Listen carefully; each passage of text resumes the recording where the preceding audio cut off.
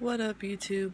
I'm looking busted, but I wanted to get on here and give some commentary, some feedback on just a couple of things that I've noticed recently. And I say recently, like this didn't just literally happen like last week, and I'm a little bit late jumping on this wagon.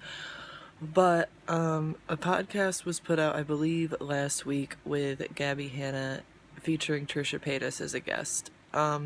If you saw that on Twitter and didn't about fall out of your seat, you really probably haven't been paying much attention to the not so recent drama. There was a video put out just before Gabbie's internet hiatus where she I think it's called Alex James, Jesse Smiles, Trisha Paytas, and Beyonce or something to that effect. You could check it out on our channel if you want to. But basically, Gabbie defends herself telling Jason that Trisha might have herpes and he slept with her and just like be careful.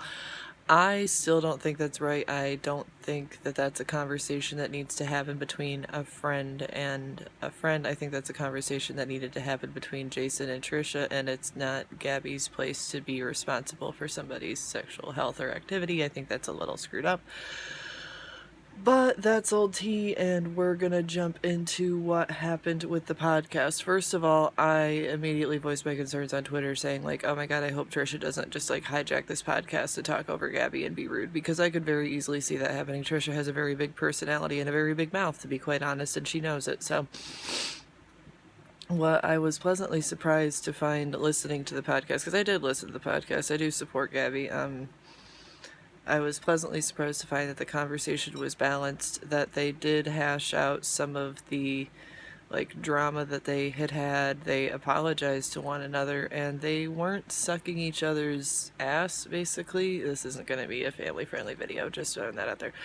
But they didn't agree on absolutely everything that they said. There were a couple of times it got pretty intense with back and forth, and basically it was Trisha asking Gabbie why she cared about people's opinions. And I think that was an important conversation to have, because I think it shows that Gabbie is still so sensitive to those remarks, and Trisha is just really either numb to them or immune to them at this point. But I think it was a good podcast. I think it was a conversation that needed to happen, and I think it might even serve as a turning point for social media as a whole. We're so used to these creators having beef with one another, and these creators just having drama, and these creators feeding into this narrative that YouTube is drama and drama is content, and just dragging each other's names and doing these things. And I think it's very important for two people who were not fans of each other and probably still aren't really fans of each other. Like Trisha even says in the podcast, like, she doesn't consider Gabbie a friend, like they don't go like hang out. And I think that was another thing that was a misunderstanding, was I think Gabbie thought that Trisha was her friend, and I don't think Trisha ever really saw Gabbie like that. But I think it was still an important conversation to have, and I'm really living for these kind of like formatless vlog episodes and podcast episodes. It's a rebranding where like this is outside of box of thoughts. Like this is outside of the box. Like this is really thinking outside of the box and not forcing Gabbie to be in the confines of even just like a title or like a theme or anything like that. Do I think it's gonna work forever? No. But I think it's worth listening to and worth looking into. She also talked a little bit in, I think, a vlog a little over a week back now about how she got a record deal, which is exciting, and she's going to be making music that she wants to be making.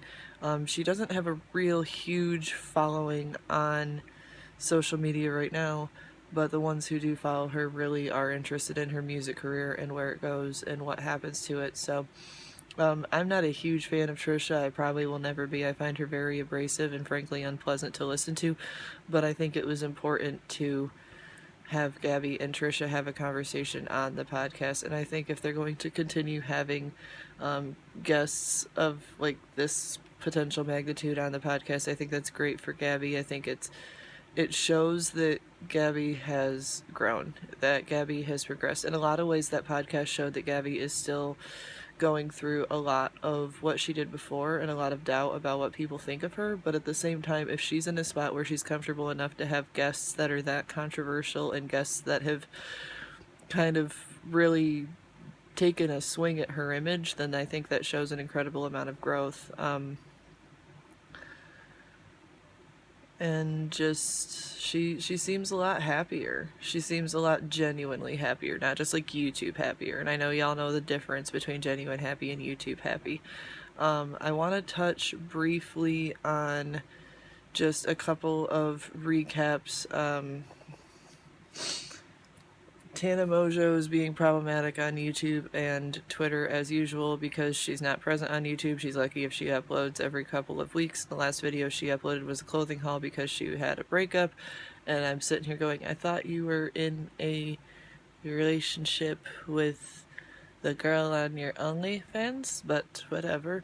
And she keeps posting cryptic tweets over and over and over again about how, like, you were never there for me, and da-da-da-da-da, and I'm like, we don't know who you're talking about, where's the video? Like, that's kind of where I'm at with the whole thing. I'm honestly sick of it. And I've been a Hanna fan since the beginning. I've actually been watching a lot of her old videos, but, like, her content has changed so much that I'm just like, girl, like, we're bored and you're irresponsible. Like, I don't know what we're doing right now. Chris still has a dog. Chris is still having the time of his life.